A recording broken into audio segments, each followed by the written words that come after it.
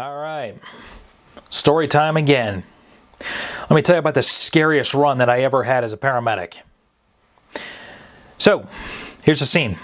I'm working 911. I am on a truck posted in the downtown area of my city. We get called for an OB childbirth.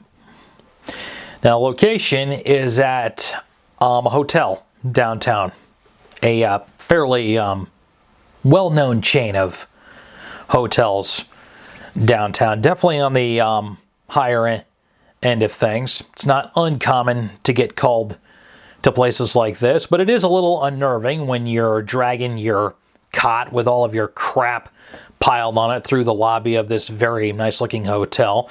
Now, one thing I will say about when you do get called to a place, they are very good about having a staff member there to escort you because frankly they want you out of their lobby as quick as possible. You kind of disrupt the flow of the evening. Anywho, so OB childbirth. Mom is up, I think on the 15th floor or something like that. She is 24 weeks pregnant. She's had prenatal care. She's not local. She and her husband were in town attending a conference. Yeah, that's a great start to this. It's like, okay. So, start talking to her. Well, her contractions started about an hour before she called. She's had intermittent Braxton Hicks contractions before, but they never sustained this long. And what really got her worried was when she started having some light spotting with them. And since she called, the contractions have been increasing in frequency, and they're also increasing in intensity. So it's just like, okay, this isn't great. So I do a quick exam. Sure enough, she is spotting. And she ends up having at least one contraction while we're up in the room. And, you know, real easy way. Put your hand right on the belly. And if you've never felt a contracting belly before, it's kind of alarming the first time you feel it. I'd had several OB runs, but it's just like, okay, yeah, that's legit. Like to the point where she's having to do some breathing to get through it. So I was like, all right, well, you're from out of town. So we're just going to go to what our kind of quote unquote safety net hospital is. Yes, they were staying in a nice hotel. Yes, they, you know, it's just like, yes, she said she's had prenatal care, but it's like, I have no idea what's going on in terms of, you know, their personal finances or their personal healthcare situation. I don't really know. And so in this case, it's like, okay, let me just take you to a place that's really good about helping you no matter what situation that you're in. They also happen to have a fantastic OB department and a NICU there. So that was part of the calculus that went into my decision of where to transport. The other part was, the longer I'm sitting there watching her, the more I'm getting concerned, like, okay, like this, she feels like she's progressing. Like this is feeling more and more like something could happen. So at that point, it's just like, yeah, I really want to get you to someplace where you can be on monitoring, like now. Now, luckily, the hospital is only a couple blocks away. So it's less than a 10-minute drive. And a patient starts telling me, she's like, these contractions are getting worse. I call report to the hospital and I ask them, it's like, hey, if you can you have OB meet me in the ED? Because again, my gut's telling me something's kind of off here. We get to the hospital. OB is not there, but one of the ED docs does a quick check, says, we're good. You can go upstairs to OB. She's still having pretty regular contractions at this point. They're still pretty strong. She's becoming more and more uncomfortable to the point to where I'm like, okay, I really, really need to get her off of my cot. So we go upstairs to OB. Now, anyone who's ever had to go to OB in any hospital, you always know that there is an OB triage desk that you have to go through, which is hilariously stupid, I think, especially when it's nighttime. This woman is on my cot in very great discomfort, and I have to wheel her up to a stupid desk so that she can try to give some information to whomever the secretary is sitting behind her. It's one of the many things that just drove me nuts about working in the hospital.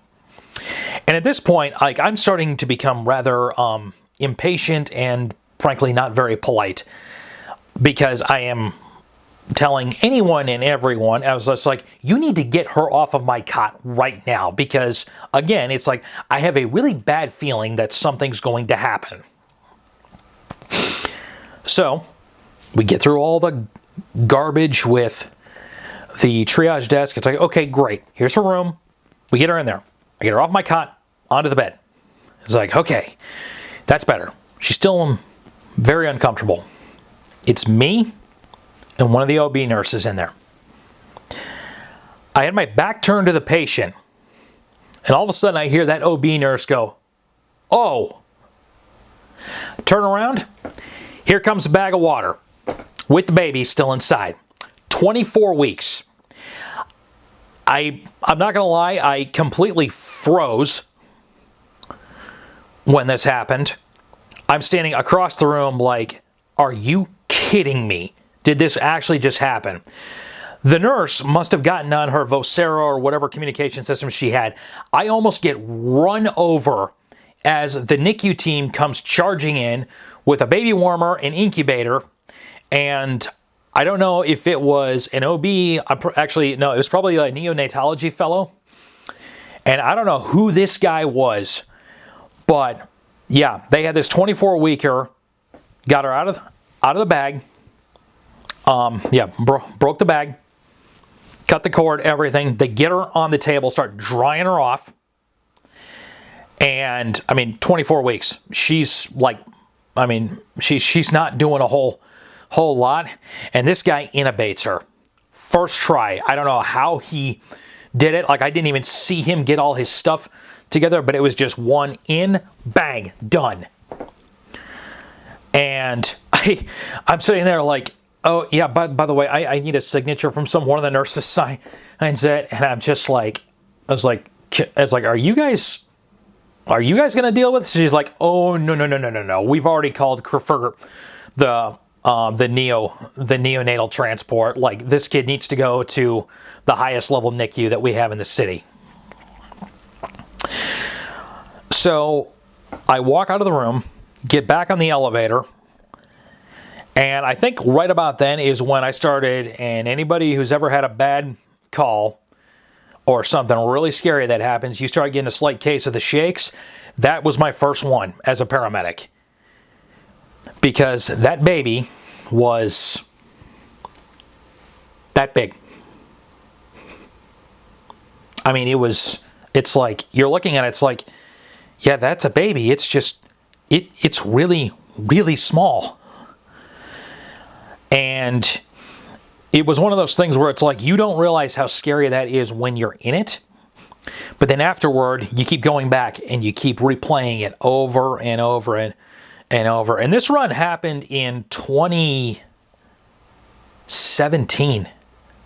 I still think about that run. Like, I still, like, I mean, that is, like, I still, you know, I don't really have nightmares, but like, that's a nightmare-inducing run. Like, if she had delivered that baby in the back of my ambulance, how would I have done that? And worse yet, like, I had no idea what mom's status was after that. I don't know what kind of potential postpartum problems she might have. I don't know if she's preeclamptic. I don't know if she might hemorrhage. Those are the things that I start thinking about. You start going through, it's like, how many different things could have gone wrong if I had had to do this in the back of my ambulance. And yeah, like I said, I had a good case of the shakes as we left the hospital and went back to the truck and got back in service. That is like the one and only times where And I was just like, you know, if that had ended up a little bit differently, I might have actually called my supervisor and said, I need to go home. Like, I'm sorry, my nerves are shot for the night. Like, that was terrifying. So what are the lessons that I learned from this? Similar to my walking hemopneumo story that I told before, trust your gut. My gut told me something's wrong with this woman, and it's like this is progressing way too fast. I don't care if she's 24 weeks. I think these are legit, and it's like I need to get her somewhere right now. And thank God I did. Because from the time that we got her upstairs to OB and into her room, and that baby came out, it wasn't 5 minutes. There is not another hospital. Well, at that time, there was one other hospital that had a NICU that I could have transported this patient to. There was only one other one. And honestly, that NICU wouldn't have kept that baby. They would have sent her over to our highest level one at the pediatric hospital. If something feels off, it probably is. Always know where your OB kit is. Put it on the back of the cot and try to ward off as many of those evil spirits as you can. Hope you enjoyed the story. Thanks for sticking around. See you on the next one.